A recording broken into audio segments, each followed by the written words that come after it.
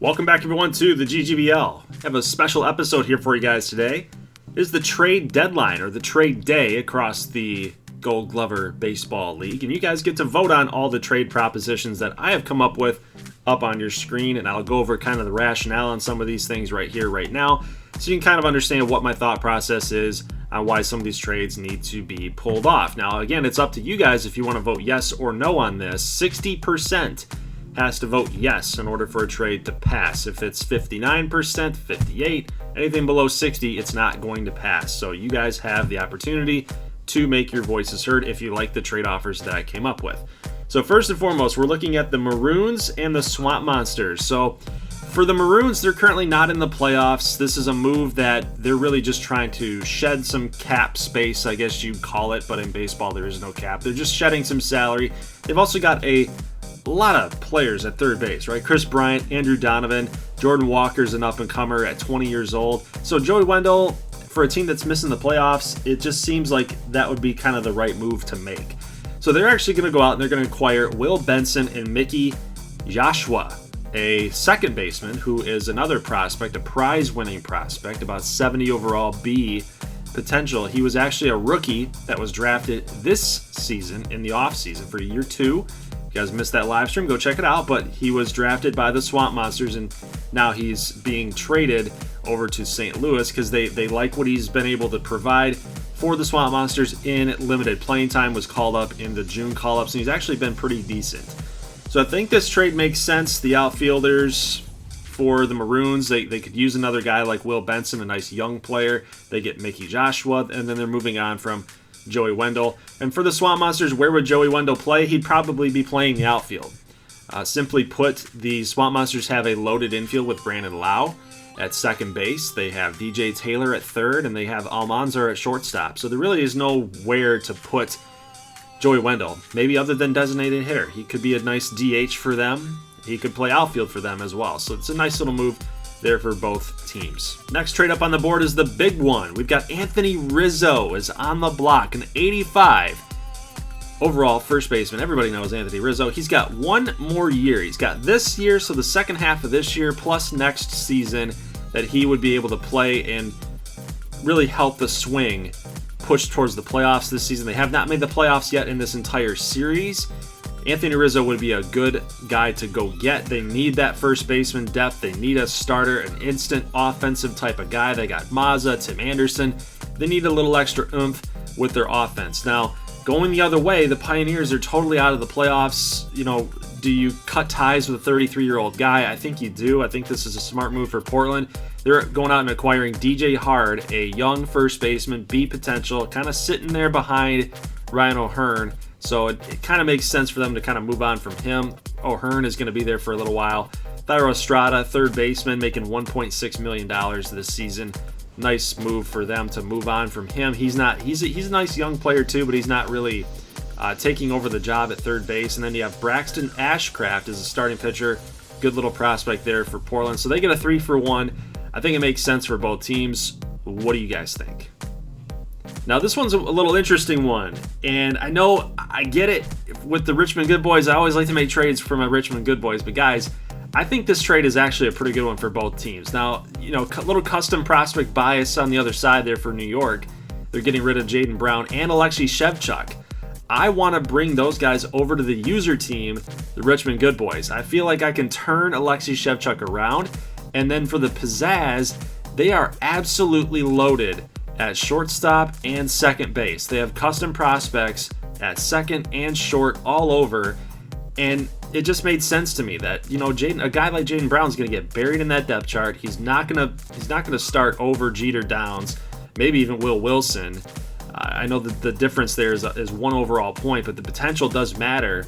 It depends on who you move up to AAA or AA or even the GGBL level. And Jaden Brown wasn't looking like he was going to take over anybody's job there. So I feel like we need a second baseman. We need a second baseman really bad, like a pure second baseman. Jaden Brown can do that. He can play short and second. Our situation with the infield right now is you could force it. You could force Darius Wilson to play second base. Currently he's playing third. Or you could force him to just be a backup Bobby Witt Jr. cannot play another secondary position, only shortstop. So our infield situation with Yair Munoz as well can play second. Camargo can play second. We got a lot of guys that can play second, but they're not pure second basemen. Jaden Brown would be able to do that. Our pitching staff needs some depth there as well. And Alexei Shevchuk, he needs a change of scenery. What a perfect place to go than over here to Richmond to kind of turn his career around. We need the depth. We're getting rid of Glenn Sparkman and Scott Moss. Be a nice little addition for the Pizzazz. Moving on from some of their prospects. Plus, they're getting a really good one in Joe Adell with an A potential. So he's pretty much the prized prospect of this whole entire trade is Joe Adell. He's a 71, 72 overall with an A potential. Pizzazz go out and get that. I think that's a good trade for him. Yeah, they're getting a little old with the pitching there with Sparkman and Moss at 2 Cs, but we're giving up an A outfielder for 2 70-ish Bs and two pitching veterans that can go their way. So I like the trade. I think it's good for both teams. What do you guys think? Next up, we have both Philadelphia teams making a trade with each other. We got the Hammers and the Flight. And the Flight they've got a loaded second base situation with custom prospects. And it's, well, an infield, I should say, with Xander Pollock, Manuel Linares, Zeal Jackson at shortstop. So they're pretty loaded there. Tommy Cruz at third.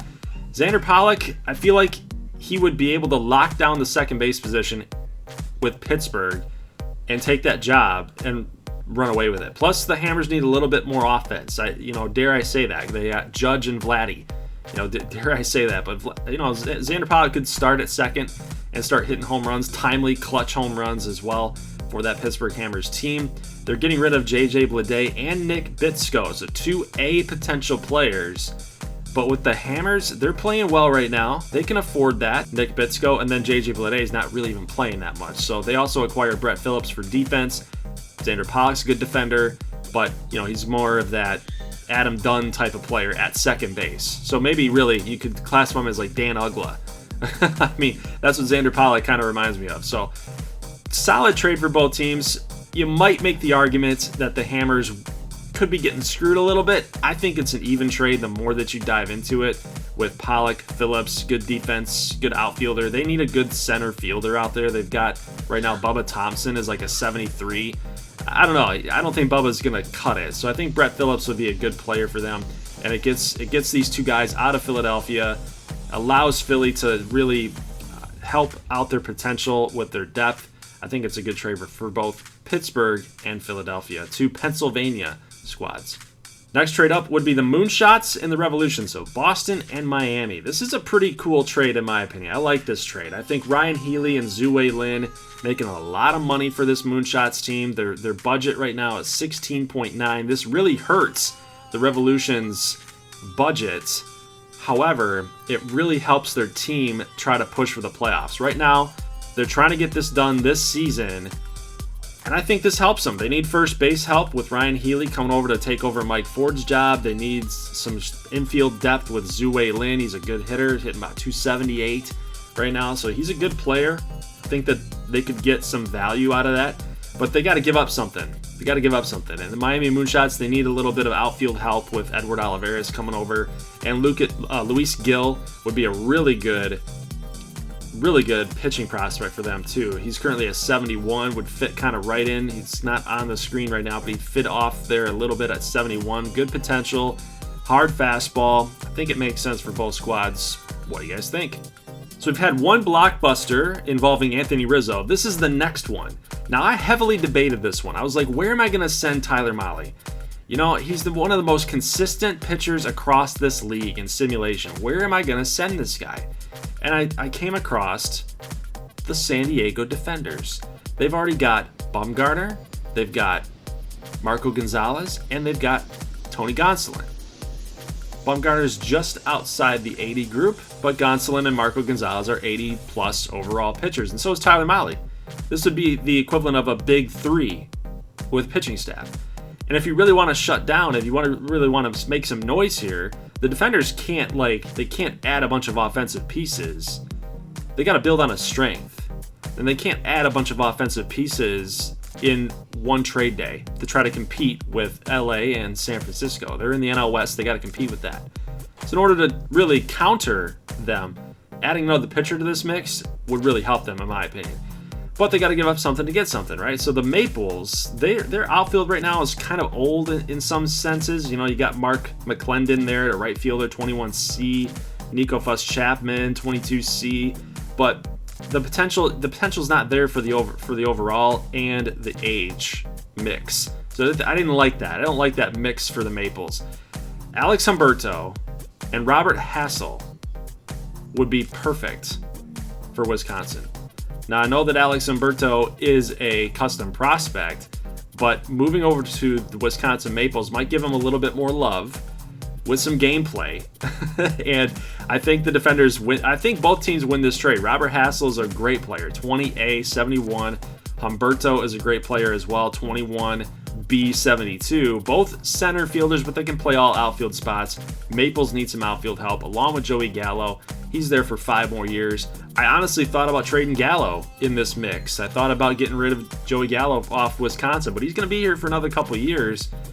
Might as well have this whole thing play out and see if they can actually build something with Gallo under contract rather than just ship him off and then, you know, hope for the best with their prospects. Like, you got him under control. Might as well keep him.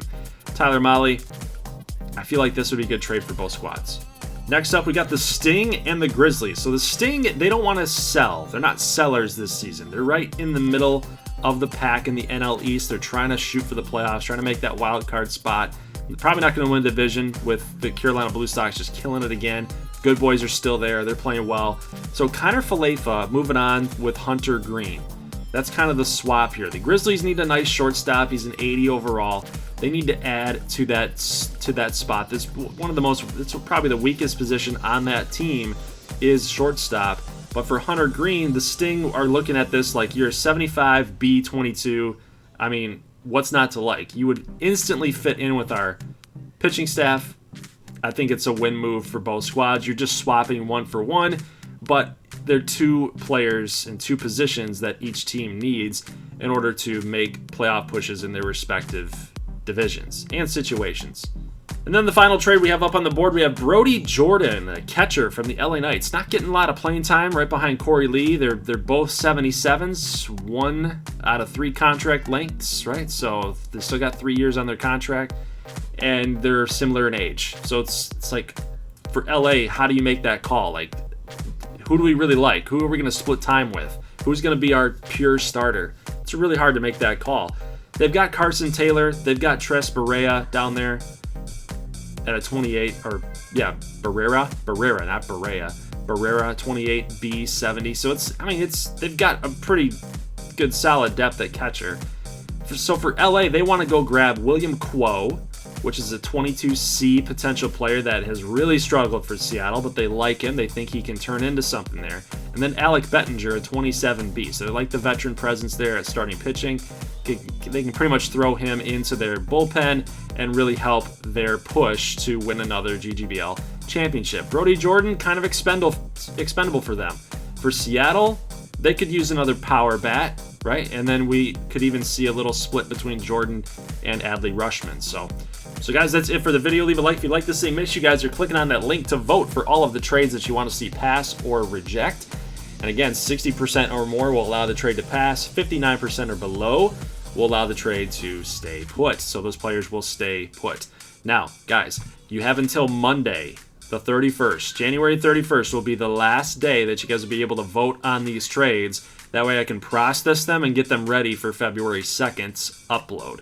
So it'll be a regular upload. We'll simulate all of August, and we'll get into September on Wednesday. So we'll have September gameplay on Wednesday, and then on that Friday, so February 4th, that Friday, you guys will kind of be able to see the last couple teams that are pushing for the playoffs, because I'm sure that there's going to be tight races here at the end. But on February 4th, Friday night, we'll kind of watch that playoff push and see who's going to make it. Now we'll do a little playoff preview on Friday night, and then before you know it, man, we're 2 weeks away from the playoffs starting for year 3. So it's kind of a crazy timeline, but man, we're pushing through, guys. So like I said, link is in the description and the pinned comment for you guys to vote on the trades that you want to see pass. And then again, you have until Monday the 31st to get those votes in. Wednesday will be a regular upload. Friday will be a kind of a playoff push type of live stream right here on YouTube. So guys, I'll see you in the next one. Leave a like if you like this thing. As always, thank you for watching, and peace.